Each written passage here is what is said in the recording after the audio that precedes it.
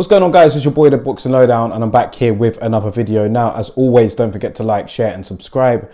Feel free to drop a comment if you like, and I'll happily get back to you. Now, let's talk about the boy Conor Benn. It's looking like that his next fight could be against Maurice Hooker, Eddie Hearn has told us. Now, talks are progressing between these two for the fight to take place. And yeah, if it happens, then listen, it's not a bad fight for Conor Benn.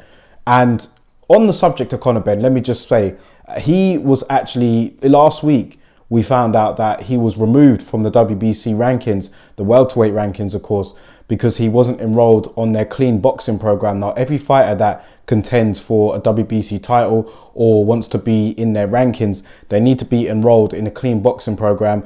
And that means that you're subject to year-round testing from VADA. Now, I don't know why Conor Benn wasn't enrolled on it before, but he's released a statement since saying that he will be enrolling onto it so his place could get reinstated. I think he's quite high up in the WBC welterweight rankings. So yeah, he kind of cleared that situation up, and good to see that Conor Benn is enrolled in their rankings. I'm a big critic of the WBC, but I do support their clean boxing program. I think it is a good thing. So yeah, you have to give them credit where it's due. I mean, they do a lot of bad things, but with this particular thing here, clean boxing program, yeah, I do respect it. So yes, it's good that Conor Benn is getting enrolled onto that. It was a bit of a eyebrow raiser at first, but he has since then stated his intentions to enroll onto that clean boxing program by the WBC. Not all of the sanctioning bodies do it, but if you want to be in the WBC rankings, if you want to fight for their belt, that's something that you're going to have to do. So yeah, good to hear that Conor Benn is doing that. Now let's talk about him against Maurice Hooker potentially. There was the possibility of him fighting Robert Guerrero. Me and Laurie spoke about this on the podcast, who could be next for Conor Benn. I'm not interested in a Robert Guerrero fight. Maurice Hooker is not a bad fight up from Chris Algieri. I mean, it's pretty much the same sort of level where, you know, Maurice Hooker was a former world champion at 140 pounds, moved up to 147. He's not a natural at the weight, doesn't carry a huge amount of power, and he's been stopped in 2 of his 3 last fights. So it kind of makes sense for Conor Benn to go this route against Maurice Hooker, who is a good fighter.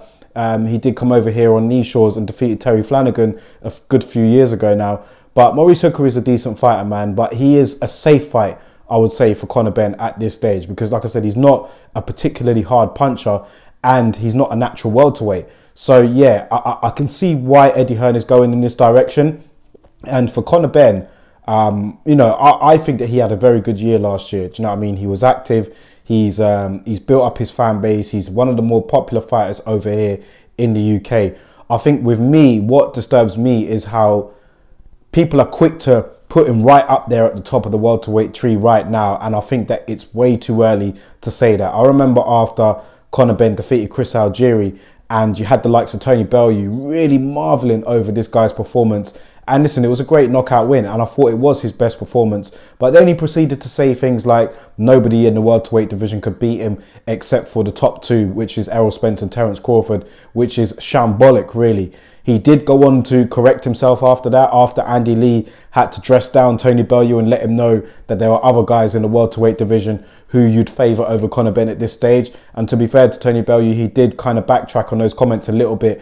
But yeah, I think the problem with us over here in the UK is we can get too excited for, you know, one of our own fighters. I'm not saying it's a bad thing to get excited for them, but to be premature in your assessments like that, what I was hearing of Conor Benn, that he could fight the top 2 and he could do this and that. No, not for me. There's still a lot of learning and development to do for Conor Benn if he is to break through into that elite level. Maurice Hooker is a decent step towards that, but it's not really gonna, you know, until I see him in there with maybe like somebody in the top 10, like even a David Avanesian. That was the fight really, where if he was to win that fight and, you know, really look good in it, then you could start to say, yeah, maybe Conor Benn could go on and fight like one of the top tier welterweight guys.